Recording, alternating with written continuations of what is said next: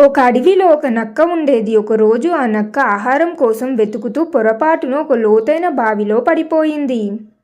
ఆ బావిలో నీళ్లు తక్కువగానే ఉన్నాయి, కానీ గోడలు చాలా ఎత్తుగా ఉండటం వల్ల నక్క బయటకు రాలేకపోయింది.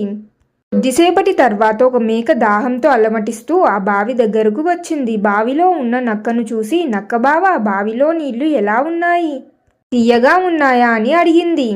నక్క వెంటనే ఒక పథకం చేసింది. పైకి నవ్వుతూ, అబ్బో, ఈ నీళ్లు అమృతంలా ఉన్నాయి. అందుకే నేను లోపలికి దిగి కడుపు నిండా నీళ్లు తాగుతున్నాను. నీకు కావాలంటే నువ్వు కూడా లోపలికి రా అని పిలిచింది. నక్క మాటలు నమ్మిన మేక ఏమాత్రం ఆలోచించకుండా బావిలోకి దూకింది. మేక లోపలికి రాగానే నక్క దాని వీపు మీదకి ఎక్కి కొమ్ముల సహాయంతో పైకి ఎగిరి బావి బయట పడింది. మేక మాత్రం బావిలోనే చిక్కుకుపోయింది. పడ్డ నక్క మేకను చూసి వెటకారంగా నవ్వి వెళ్ళిపోయింది. చిక్కుకున్న మేక చాలా సేపటికి ఎలాగో అలా కష్టపడి బయటికి వచ్చింది.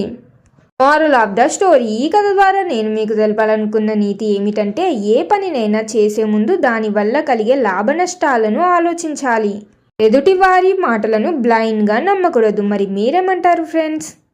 ఈ కథ ద్వారా మీరేం తెలుసుకున్నారు? మీకు ఈ కథ నచ్చిందా, ఎలా ఉంది అనేది మీ అభిప్రాయాన్ని కామెంట్స్లో తెలియజేయండి. కథ నచ్చితే లైక్ చేయండి, మీ ఫ్యామిలీ అండ్ ఫ్రెండ్స్ తోటి కూడా షేర్ చేయండి.